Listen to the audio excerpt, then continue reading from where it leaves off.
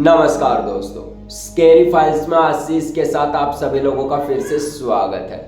दोस्तों, मैं आशीष कुमार आप सभी लोगों के सामने दो ऐसी कहानियां लेकर प्रस्तुत हो चुका हूं जो कि बिल्कुल सच्ची कहानी है और जिनमें पहली कहानी विवेक नाम के लड़के की है जो कि उत्तराखंड का था और जो दूसरी कहानी है दोस्तों वो गुजरात में रहने वाले एक व्यक्ति की है जिसकी उम्र यानी 50 वर्ष से ज़्यादा थी और वो एक पंडित था। तो दोस्तों, कहानियों को देरी न करते हुए शुरू करते हैं। तब तक आप अपने कानों में ईयरफोन लगा लें और शुरू हो जाइए आशीष के साथ। नमस्कार दोस्तों, पहली कहानी विवेक नाम के लड़के की है जो कि 21 वर्ष का था और वहीं पर अपनी पढ़ाई कर रहा था। रात को जब अंधेरा होता था तो उसके रास्ते में एक जंगल पड़ता था जहाँ से वो जाता था। करीबन 50 से 100 मीटर का ही एरिया था जहाँ पर वो जंगल पड़ता था और वो अपने घर चला जाता था जहाँ पर वो रहता था।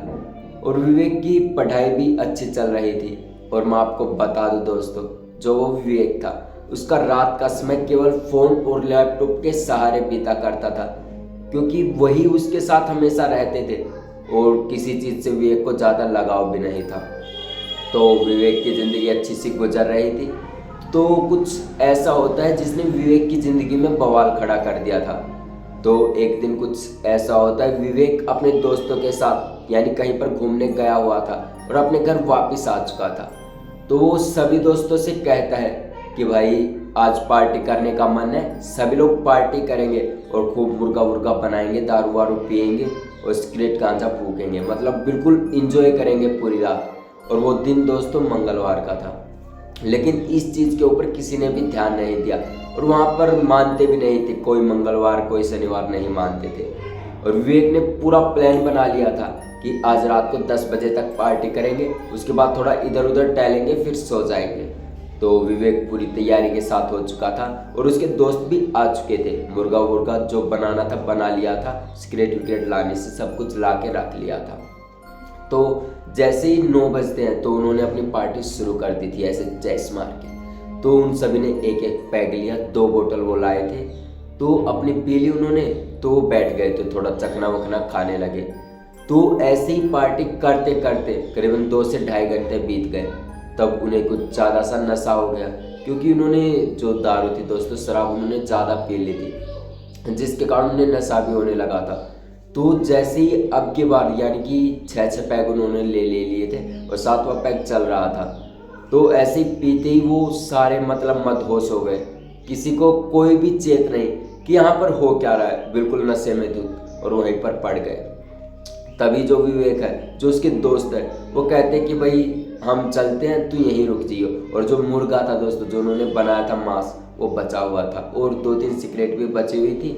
तो ऐसे ही रख के वो चले गए।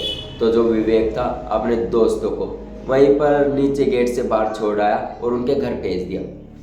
तभी विवेक रात के करीबन 12:30 बजे अपने कमरे में सो रहा था, यानी वो भी नशे में धुत हो चुका था और ऐसे सो रहा था। उसका जो सामान बचा हुआ था यानी चिकन विकन मांस मदिरा जो भी बची थी, सिगरेट विगरेट साइड में रख दिया था और विवेक अपने सो गया था। तो रात के करीबन 12:55 पर विवेक के कानों में अजीब सी आवाज़ें आती हैं, जैसे कि कोई बर्तनों को हिला रहा है, उसमें मतलब कोई खाना बना रहा हो या फिर कोई ऐसे खा रहा हो, ऐसे मतलब छन छन छन छन ऐसे बार बार विवेक को आवाज़ सुनाई दे रही थी। तो विवेक की एकदम से आँख खुलती है और वो देखता है, अपने किचन में देखता है जहाँ पर उन्होंने तैयार किया था जो भी कुछ था। और वो जैसे ही किचन में देखता है उसे काफ़ी अजीब सा लगता है, उसे एक अजीब सी चीज़ दिखती है। तभी विवेक थोड़ी सी हिम्मत करता है और अपने बेड से खड़ा होता है और जहाँ पर वो दृश्य देखा उसने अपने किचन में, जैसे ही उसने लाइट ऑन करी उसने एक बड़ा साया सा देखा, जिसे देखकर विवेक काफ़ी ज़्यादा डर गया और उसे समझ नहीं आया कि वो क्या करे। तो विवेक ने जैसे तैसे लाइट बंद कर दी और अपने कमरे में वापस आकर लेट गया। तो जैसे मतलब धीमे धीमे आँख खोलने की कोशिश करता और वो साया जो था उसके धीरे धीरे बिल्कुल करीब आ चुका था। विवेक का डर का माहौल बन चुका था। डर विवेक के यहाँ से पसीने छूटते जा रहे और यहाँ से गले से निकल तक यहाँ तक जा रहे। विवेक इतना ज़्यादा डर गया था कि विवेक को कुछ एहसास नहीं हो रहा था कि वो करे क्या। और उसके सामने कुछ ऐसा लग रहा कि एक साया जो उसे बार बार चिकन को खा रहा था, सिगरेट फूंक रहा था, धुआं भी विवेक को अलग दिख रहा था। तो विवेक का होश का ठिकाना न रहा। जितनी शराब, जितनी दारू, उसने जितना नशा किया था, सब कुछ उतर चुका था। विवेक एकदम से शांत।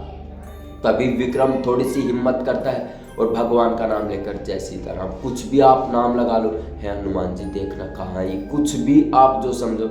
तो जैसे जैसे विवेक की लाइट की तरफ उंगली बढ़ रही थी, विवेक के पूरी तरह से हाथ कांप रहे थे। विवेक की उंगली जैसे जैसे लाइट की तरफ जा रही थी, उसने जैसे ही लाइट ऑन करी, वहां पर कुछ भी नहीं था। उसने खिड़की देखी, खिड़की से अंदर से कुछ गया, जो यानी कि यहाँ खिड़की है किचन की, इसके अंदर से कुछ गया। बस विवेक को इतना दिखा।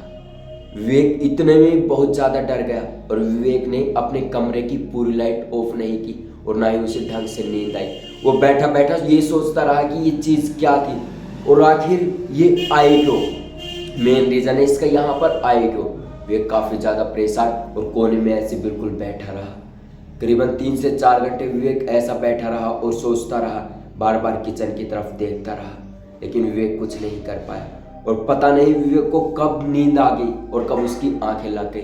तो विवेक जब सुबह उठता है तो वो काफ़ी ज़्यादा डर जाता है और जो वो घर जहाँ पर वो लैपटॉप अपना फ़ोन के साथ समय बिताता था, उस जगह को जल्द से जल्द छोड़ देता है और वहाँ पर कभी नहीं रहने लगता, क्योंकि वो बाहर अपने पढ़ाई करने के लिए आया हुआ था और उत्तराखंड का रहने वाला था। तो दोस्तों, ये थी हमारी पहली कहानी जो कि विवेक की थी और बहुत ही बुरी घटना हुई थी विवेक के साथ। हालांकि नुकसान तो कोई नहीं हुआ, लेकिन बहुत ही बुरी घटना थी जो विवेक के साथ घटी थी। तो दोस्तों, अब चलते हैं दूसरी कहानी की तरफ दोस्तों, जो कि एक वृद्ध व्यक्ति के जो 50 साल का था, गुजरात की एक घटना है। और वो एक पंडित जी थे। तो जो वो पंडित जी थे, उसे किसी भी चीज़ से डर नहीं लगता था, क्योंकि वो भगवान में बहुत ज़्यादा विश्वास रखते थे कि मेरे साथ भगवान साथ चलते हैं, मेरा कोई कुछ बिगाड़ नहीं सकता। मतलब मन में इतनी श्रद्धा थी कि मैं जो भी करूँगा अच्छा ही करूँगा, मेरे कुछ भी नहीं हो सकता, यदि मैं बुरा भी कर रहा हूँ तो भगवान मुझे रोकेंगे। तो इतना सिद्ध व्यक्ति, मतलब अपने अंदर से वो पंडित जी था। तो ऐसे ही वो मतलब बाहर मंदिरों में कोई भी जागरण वागरण, पाठ पूजा, जो भी आसपास के इलाकों में, यानी 15 से 20 किलोमीटर तक जो भी जहाँ पर कुछ भी होता है, जहाँ पर भगवान की पूजा की जाती है, वहाँ पर वो चला जाता था। और उसके घर में आते वक्त एक सुनसान सा रास्ता पड़ता था, जहाँ पर कोई भी नहीं रहता था, नहीं पेड़ वेड़ कुछ भी नहीं थी, बिल्कुल सुनसान सा रास्ता, जैसे हमारे खेतों का कच्चा रास्ता होता है दोस्तों, बिल्कुल यदि चांद की रोशनी ना हो तो कुछ दिखे ही ना, ऐसे वहाँ पर भी एक रास्ता था जहाँ पर वो व्यक्ति था, जो पंडित जी था, जो जाया करता था आया करता था। तो एक दिन ऐसे ही वो कहीं पर रात को जागरण में पूजा पाठ करवा के रात के करीबन 11:45 बजे के आसपास वहाँ से चल चुका था। तो आते आते उस सुनसान रास्ते तक 12 बज चुके थे। तो ऐसे ही वो जा रहा था, तभी उसे एक व्यक्ति दिखता है जो कि थोड़ी ही दूर पर एक सिगरेट पी रहा था। तो उस व्यक्ति से कहता है, भाई क्या हो गया, इतनी रात को यहाँ क्यों कर रहा है, क्या सिगरेट पी रहा है, जाओ घर यहाँ से। वो व्यक्ति कुछ भी नहीं बोल रहा था, बस चुपचाप सिगरेट पी रहा था। तो वो जो पंडित जी था वो अपने रास्ते चुपचाप चल पड़े। असल में वो जो व्यक्ति पूछने तो ये गया था कि भाई दिक्कत क्या, मैं तो यही पूछने गया था, लेकिन वो व्यक्ति ने कोई जवाब नहीं दिया था। तो अपने पंडित जी सीधे सीधे रास्ते पर चल पड़े। फिर वही व्यक्ति 10-20 मीटर चलने के बाद उनके सामने आ गया। ये देखकर पंडित जी ने फिर से पूछा, क्या भाई क्या दिक्कत है, मेरा पीछा क्यों कर रहे हो। तो वो फिर से हट जाता है। फिर जो पंडित जी थे वो करीबन 20 से 30 मीटर और चलते हैं, यानी कि क्या बताऊँ आपको, यहाँ से यहाँ पर मैं बैठा हूँ और दो मतलब 20-20 फुट की 3 दीवारें छोड़कर उस साइड इतनी दूर तक पंडित जी फिर से चले थे। तो उसके सामने फिर से वह व्यक्ति आ गया। तो अब की बार पंडित जी को काफ़ी अजीब लगा, क्योंकि पंडित जी ने 3 बार उनको टोक चुका था और वो जो व्यक्ति था उनकी बात बिल्कुल भी नहीं सुन रहा था, वो बार बार आगे आ रहा था।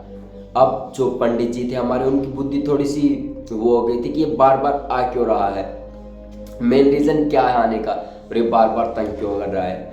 तो ऐसे ही पंडित जी जब थोड़ा सा आगे चलते हैं, यानी 50 से 60 मीटर और चलते हैं, तो व्यक्ति वही फिर से आगे आ जाता है। अब पंडित जी से रहा नहीं गया, उसने भगवान की अपनी इच्छा जोड़ी, हाथ करी कि भगवान देख लेना जो भी है, और उस व्यक्ति से भिड़ गया जो वो व्यक्ति बार बार आ रहा था। और दोस्तों, आप यकीन नहीं करोगे, वो जो व्यक्ति जो एक प्रकार का साया था, बार बार पंडित जी के सामने आ रहा था, उस व्यक्ति से हमारे पंडित जी करीबन 1.5 घंटे तक लड़े। अब विश्वास नहीं करोगे दोस्तों, 1.5 घंटे के लड़ने के बाद जो पंडित जी थी और वो साया था, जो व्यक्ति था, कैसे न कैसे करके खाई में गिर जाते हैं। 200-150 मीटर की नीचे जमीन में होती है, ऐसे ऊंचाई से नीचे गिर जाते हैं। तो जब पंडित जी को होश आता है, रात को करीबन 1:30 बजे जब होश आता है, तो वो आसपास देखते हैं, आसपास कुछ भी नहीं था, बिल्कुल खाली जगह हो चुकी थी। और पंडित जी के हाथ में वो जो साया था, वो व्यक्ति था, उसके हाथ में बाल थे। तो पंडित जी थोड़े से घबराकर वहाँ से जल्द निकले और चुपचाप वहाँ से निकलकर अपने घर पहुँच गए। घर जैसे तैसे पहुँचते ही वो वहीं पर बेहोश हो गए और अपने घर के गेट जो होता है, मेन गेट, वहीं पर बेहोश हो गए। तो गांव के 2-3 लोगों ने उन्हें देख लिया था, क्योंकि गांव में आप भी समझते होंगे दोस्तों, पानी वानी लगा के लोग आते हैं खेतों में, तो उन्हें देख लिया था। तो उन्हें उठाया और घर के अंदर प्रवेश कराया। तो जैसे ही सुबह होती है, तो जो लोग थे गांव वाले, दूसरे पंडित जी को बुला कर लाते हैं और अपने पंडित जी को दिखाते हैं कि देखिए हुआ क्या। तो जो पंडित जी दूसरे आते हैं, वो पंडित जी को देखते हैं और वो कहते हैं कि इस घर में कोई बुरी शक्ति आ चुकी है, यानी कोई यहाँ पर कोई आया है, बुरा सा है, जो पंडित जी के साथ आया है।